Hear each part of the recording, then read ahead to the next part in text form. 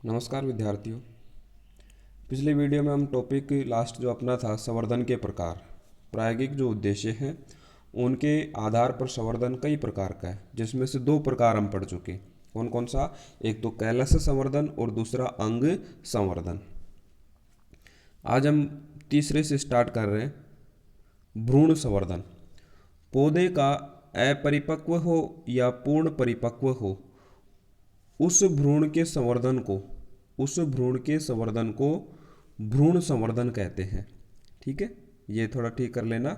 पौधे के अपरिपक्व अथवा पूर्ण परिपक्व भ्रूण के संवर्धन को भ्रूण संवर्धन कहते हैं।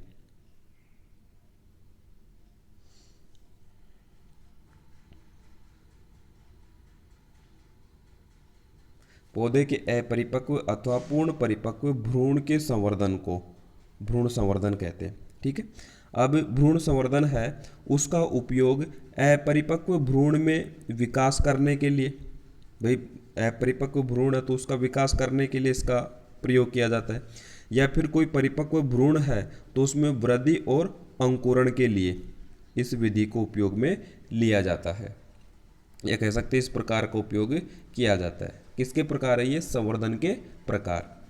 अपरिपक्व भ्रूण संवर्धन को भ्रूण बचाव या भ्रूण रक्षा भी के नाम से भी जानते हैं। तो ये आगे एक टॉपिक और आएगा, तो ध्यान रखें।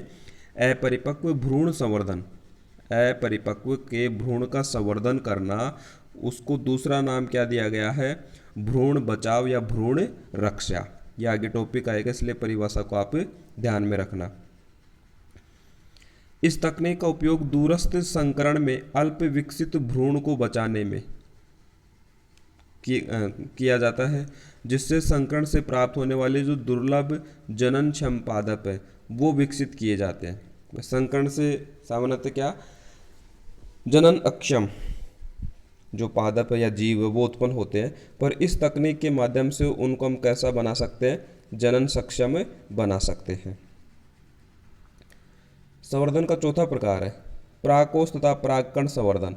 देखिए हम कौन सा पार्ट पादप का काम में ले रहे हैं, वही संवर्धन के टाइप का नाम हो जाएगा।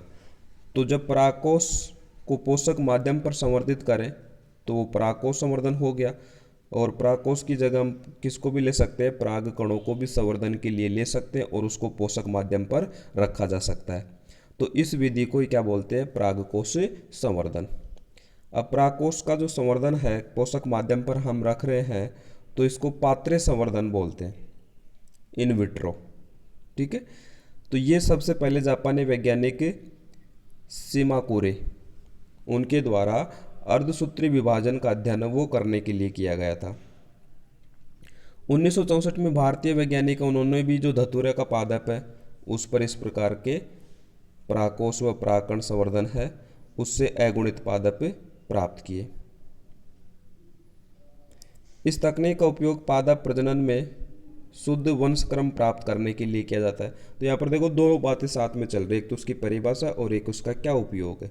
तो शुद्ध वंशक्रम प्राप्त करने के लिए। ठीक है, संवर्धन का जो पांचवा प्रकार है कोशिका निलंबन संवर्धन। कोशिका निलंबन संवर्धन है वो तरल माध्यम में कोशिकाओं के संवर्धन को, निलंबन संवर्धन किसको बोलेंगे? यदि हम कोई कोशिका ले उसको तरल माध्यम में कोशिका का संवर्धन करवाएं तो वो कहलाएगा निलंबन संवर्धन। इस संवर्धन का जो व्यावसायिक स्तर पर उपयोग है बड़े पैमाने पर आर्थिक लाभ के लिए, तो वो जैव सक्रिय अणु है और द्वितीयक उपापचयी जो पदार्थ है उनके उत्पादन या संश्लेषण के लिए किया जाता है। एकल पादप कोशिका को सामान्यतः वातित तरल संवर्धन माध्यम पर, एयर्ड वातित जो तरल संवर्धन माध्यम है उस पर पादप कोशिकाओं को संवर्धित करते हैं। इन कोशिकाओं को पृथक व संवर्धन माध्यम में ऑक्सीजन की आपूर्ति उनको बनी रहे तो उसके लिए एक विशेष तंत्र है जिसको बोलते हैं घूर्णी हल्ली तंत्र। वो उसको घुमाता रहेगा तो उसमें क्या रहेगा? ऑक्सीजन की पूर्ति कोशिकाओं को मिलती रहेगी। तो यह है कोशिका निलंबन संवर्धन। किसे कहेंगे? तरल माध्यम में कोशिकाओं के संवर्धन, तरल माध्यम में कोशिकाओं का संवर्धन किया जाता है तो उसको निलंबन संवर्धन बोलते हैं। संवर्धन का जो छठा टाइप है जीव द्रव्यक संवर्धन। पहले तो हमें ये पता होना चाहिए जीव द्रव्यक क्या है। तो कोई पादप कोशिका है, यदि हम उसको कैसा कर दें, कोशिका भित्ति रहित कर दें, तो वो पादप कोशिका क्या कहलाएगी, जीव द्रव्यक कहलाएगी। और फिर उस जीव द्रव्यक को, अर्थात क्या अर्थ हुआ, कोशिका भित्ति रहित पादप कोशिका को किसके ऊपर, पोष माध्यम, कोई सा भी संवर्धन का प्रकार हो किस पर रखना पड़ेगा, पोषक माध्यम पर तो रखना ही पड़ेगा। तो कोशिका भित्ति रहित पादप कोशिका को पोष माध्यम पर संवर्धित करवाना, वो क्या कहलाता है, जीव द्रव्यक संवर्धन कहलाता है। इस प्रक्रिया में पहले पादप कोशिका को अब संवर्धन कैसे करेंगे, पोषक माध्यम कैसा रहेगा, तो सबसे पहला चरण तो ये है कि जो पादप कोशिका ली हमने उसको सेल्यूलोज, हेमीसेल्यूलोज, पैक्टिनेज, ये जो एंजाइम उनकी सहायता से उसकी भित्ति को गलाया जाएगा। सबसे पहले पादप कोशिका को भित्ति रहित बनाया जाएगा। उसके बाद भित्ति रहित कोशिका को क्या नाम दे दिया, जीव द्रव्यक। तो उस जीव द्रव्यक को पहले किस में रखेंगे, तरल माध्यम पर, फिर अर्ध ठोस माध्यम पर संवर्धित कर लेंगे। और संवर्धित करेंगे तो उससे जो नए प्लांट बनेंगे तो उनको बोलते हैं पादपक। ये पहले परिभाषा आ चुकी है, पादपक। तो नए पादपक है, उनका निर्माण हो जाता है। अब जीव द्रव्यकों के संयोजन के पश्चात हाइब्रिड, जैसे संकरण के प्रयोग करते हैं तो हाइब्रिड किस्म बनती है, संकर किस्म बनती है। तो जीव द्रव्यक से जो बना है उसके लिए शब्द दिया गया हाइब्रिड। जीव द्रव्यकों के संयोजन से क्या बनेगा, हाइब्रिड। तो ये परिभाषा भी ध्यान रखें, हाइब्रिड किसे कहते हैं। ठीक है, तो ये अपने टाइप थे, 6 टाइप किसके, संवर्धन के प्रकार के। नेक्स्ट जो नया टॉपिक है, पादप उत्तक संवर्धन के अनुप्रयोग और उपलब्धियां। पादप उत्तक संवर्धन के कौन कौन से अनुप्रयोग हैं, क्या क्या उपलब्धियां वैज्ञानिकों ने हासिल की है।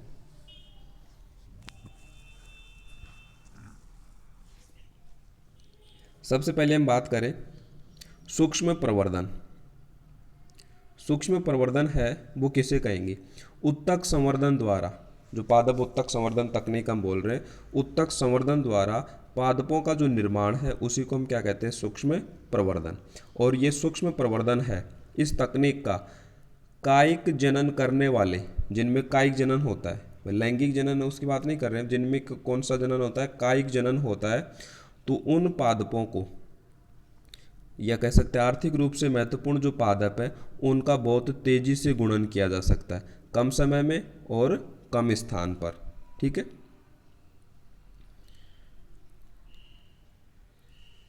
जैसे 2 उदाहरण बताए यहाँ पर हमने। आर्किड की कई जातियाँ, कटेलिया, सिम्बिडियम, डेंड्रोबियम, वांडा, ये आर्किड्स हैं, उसकी कई जो जातियाँ हैं उनको इस विधि से बनाया गया है। कुछ शोभाकारी पादप है, जरबेरा, गुलदाउदी, बिगोनिया, इनको भी इसके माध्यम से कम समय में कम स्थान पर और आसानी से इसको हमें गुणन करवा सकते हैं। ठीक है, तो ये कौन सी विधि है, सूक्ष्म प्रवर्धन। उत्तक संवर्धन जो तकनीक है, सूक्ष्म प्रवर्धन। दूसरा अनुप्रयोग क्या है, विषाणु मुक्त पादप पुनर्जनन।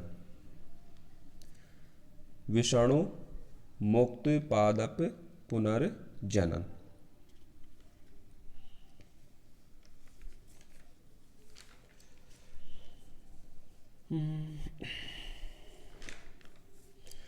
तो इसमें क्या करते हैं, सामान्यतः पादपों के प्ररोह जो शीर्ष है वो विषाणु अथवा फाइटोप्लाज्मा से मुक्त होते हैं। पहले तो हमें ये बात समझनी होगी कि जो पादप है, कई जो पादप है वो वायरसों से संक्रमित रहते हैं, जिनको फाइटोप्लाज्म बोलते हैं। तो जो पादप वायरस से संक्रमित है उनमें भी कुछ स्थान ऐसे हैं, जैसे प्ररोह शीर्ष है वो विषाणु अथवा फाइटोप्लाज्मा मुक्त होता है। तो उसके लिए हम क्या करेंगे, जो पादप वायरस या फाइटोप्लाज्म से संक्रमित है, ऐसे पादपों के किसका उपयोग करते हैं, प्ररोह शीर्ष विभजोतक का प्रयोग करते हैं। और फिर उसको हम क्या करवा लेंगे, संवर्धन के लिए चुन लेंगे। ठीक है, तो जो नया पादपक बनेगा वो कैसा रहेगा, विषाणु से मुक्त रहेगा। तो विषाणु मुक्त पादप पुनर्जनन तकनीक से ये जो दो उदाहरण बताए हमने, आलू के पोटैटो वायरस एस और पोटैटो वायरस एक्स, ये दो वायरस है, इनसे मुक्त जो पौधे हैं वो तैयार किए गए हैं। तो वो कौन सी विधि द्वारा किए गए? विषाणु मुक्त पादप पुनर्जनन। कैसे करेंगे? उनका प्ररोह शीर्ष ले लेंगे जिसमें सामान्यतः वायरस नहीं रहता। ठीक है।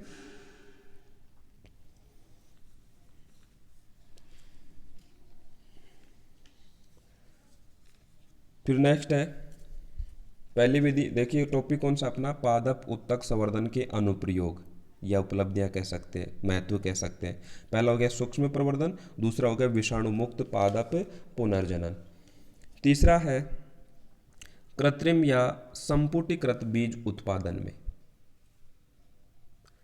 इस तकनीक में क्या करते हैं? कायिक भ्रूणों से कृत्रिम बीज है उसका निर्माण करते हैं। और वो निर्माण किस तरह से होता है? उत्तक संवर्धन की जो परंपरागत विधियां हैं, पादप उत्तक संवर्धन की जो परंपरागत विधियां हैं, उनके द्वारा जो विकसित पादप होंगे, पादपक होंगे जो, उनमें दृढ़ीकरण, वातानुकूलन, भंडारण और परिवहन की समस्या रहती है। तो इस समस्या को दूर करने के लिए क्या बनाए जाते हैं? कृत्रिम या संपुटीकृत बीज उत्पादन किया जाता है।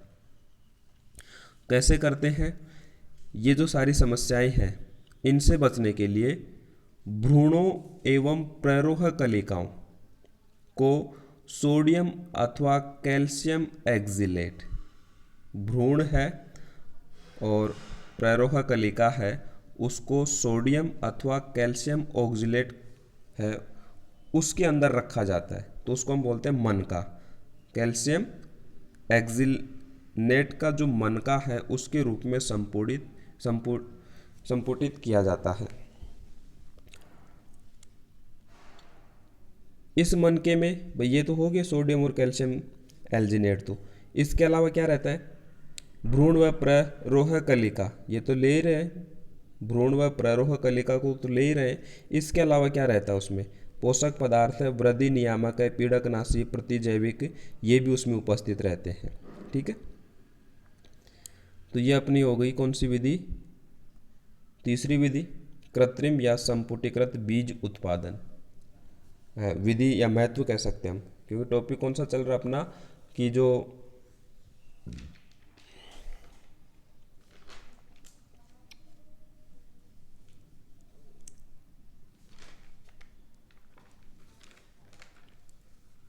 पहला हो गया सूक्ष्म प्रवर्धन, दूसरा विषाणु मुक्त पादप पुनर्जनन, और जो तीसरी विधि है वो हो गई कृत्रिम या संपुटीकृत बीज उत्पादन। फिर नेक्स्ट चौथी विधि, चौथा महत्व या चौथा अनुप्रयोग, भ्रूण बचाव। ठीक है। पादप उत्तक संवर्धन के अनुप्रयोग या उपलब्धि। तो चौथी उपलब्धि क्या है? भ्रूण बचाव। ये पहले भी परिभाषा आई है, भ्रूण बचाव क्या है? कुछ अंतरजातीय संकरण में संकर बीज का भ्रूणपोष प्रारंभिक अवस्था में ही नष्ट हो जाता है। ठीक है। जिससे भ्रूण को पोषण नहीं मिल पाता है और वो फिर पोषण नहीं मिलेगा तो नष्ट हो जाएगा। इसलिए क्या करते हैं? तरुण भ्रूण को संवर्धित करके नया पादप प्राप्त किया जाता है। और तरुण जिसको अपरिपक्व, पीछे हमने बोला था परिभाषा आई थी, अपरिपक्व भ्रूण है उसको संवर्धित करना, उसको हम क्या कहते हैं? भ्रूण बचाव भी कहते हैं। ठीक है। तो वो भी इसका महत्व हो गया। नेक्स्ट है पादप उत्तक संवर्धन का पांचवा अनुप्रयोग या पांचवी उपलब्धि, पूजनीय अगुणितों का उत्पादन। पूजनीय अगुणितों का उत्पादन ये क्या है? जो पराग कण है, नर युग्मक या अन्य नर अगुणित जो कोशिका है, उसके संवर्धन से उत्पन्न जो भ्रूण है, उस भ्रूण को क्या कहते हैं? अगुणित भ्रूण कहते हैं। ठीक है। तथा अगुणित भ्रूण से विकसित जो पादप है उसको हम क्या कहेंगे? अगुणित पादप। तो ये जो अगुणित पादप है जो किससे बन रहा है? अगुणित भ्रूण से विकसित हो रहा है, उसी को हम क्या कह रहे हैं? पूजनीय अगुणित पादप। अब इनका क्या महत्व है? इनका उपयोग है वो पादप प्रजनन के क्षेत्र में शुद्ध वंशक्रम विकसित करने में किया जाता है। छठा अनुप्रयोग या छठी उपलब्धि पादप उत्तक संवर्धन की त्रिगुणित पादप उत्पादन में, त्रिगुणित पादप उत्पादन में उत्तक संवर्धन तकनीक की एक विधि है। कौन सी? भ्रूण पोष संवर्धन। यदि हम संवर्धन के लिए किसका उपयोग करें? भ्रूण पोष का उपयोग करें, तो वो विधि है भ्रूण पोष संवर्धन विधि। तो भ्रूण पोष संवर्धन विधि द्वारा जो त्रिगुणित पादप है वो आसानी से तैयार किए जा सकते हैं। और ये त्रिगुणित पादपों की एक विशेषता है, ये क्या रहते हैं? बीज रहित रहते हैं। ठीक है। और ऐसे बहुत से पादप यदि उनमें बीज नहीं हो तो उनका आर्थिक महत्व बढ़ जाएगा, जैसे सेब, केला, संतरा, अनार। यदि इनमें बीज नहीं होंगे तो ये आर्थिक रूप से और भी ज़्यादा उपयोगी होंगे। तो ये 6 अनुप्रयोग कह सकते हैं या उपलब्धियां कह सकते हैं। एक बार पुनः देख लें। ये टॉपिक था पादप उत्तक संवर्धन के अनुप्रयोग एवं उपलब्धियां। पहला बताया हमने सूक्ष्म प्रवर्धन के क्षेत्र में, विषाणु मुक्त पादप बनाने में, कृत्रिम या संपुटीकृत बीज है, कृत्रिम बीज है उसके निर्माण में, भ्रूण के बचाव में, और पूजनीय अगुणित पादप है वो विकसित करने में, और त्रिगुणित पादप के उत्पादन में, जिनसे बीज रहित पादप बनेंगे। इनके अलावा कुछ अन्य अनुप्रयोग भी हैं जिनका हमारे सिलेबस में वर्णन नहीं है, तो केवल ये ध्यान रखें कि अन्य में कायिक संकरण में, कायिक कलोनीय विविधता उत्पादन में, और जनन द्रव्य संरक्षण में। वैसे इनके बारे में हम थोड़ा थोड़ा बताएं तो कायिक संकरण क्या है? जो पादप जनन की परंपरागत विधि है, ठीक है, उसमें क्या होता है? 2 अलग अलग किस्म के पौधों को, वांछित गुणों को एक किस्म में लाया जाता है। पर कायिक के संकरण में क्या होता है? 2 जातियों के गुणों को, जैसे टमाटर का और आलू का कायिक संकरण बन गया, तो उससे पोमेटो या टोपेटो एक नई पादप किस्म बन गई। ठीक है, नई पादप जाति बन गई, तो उसको तो बोलते हैं क्या? कायिक संकरण। कायिक कलोनीय विविधता, जो कायिक से क्लोन बनते हैं उनमें आपस में भिन्नता हो तो उसको कायिक कलोनीय विविधता बोलेंगे। जनन द्रव्य संरक्षण किसे कहेंगे? किसी भी जीव की जनन कोशिकाओं में उपस्थित जो आनुवंशिक पदार्थ है, उस आनुवंशिक पदार्थ को जनन द्रव्य कहते हैं, तो उसका संरक्षण भी पादप उत्तक संवर्धन के द्वारा किया जा सकता है। फिर नेक्स्ट टॉपिक अपना पादपों में जीन स्थानांतरण की विधियां। तो कोशिकाओं में या कई पादप कोशिकाओं में बाहरी जीनों के स्थानांतरण और फिर उनकी अभिव्यक्ति से कौन से लक्षण प्रकट होते हैं, इनको हम 2 बिंदु हैं उसके अंतर्गत पढ़ेंगे। पहला बिंदु है पादपों में जीन स्थानांतरण की विधियां, और दूसरा आनुवांशिकता रूपांतरित पादप। ठीक है, तो ये बात करेंगे हम नेक्स्ट वीडियो में। धन्यवाद।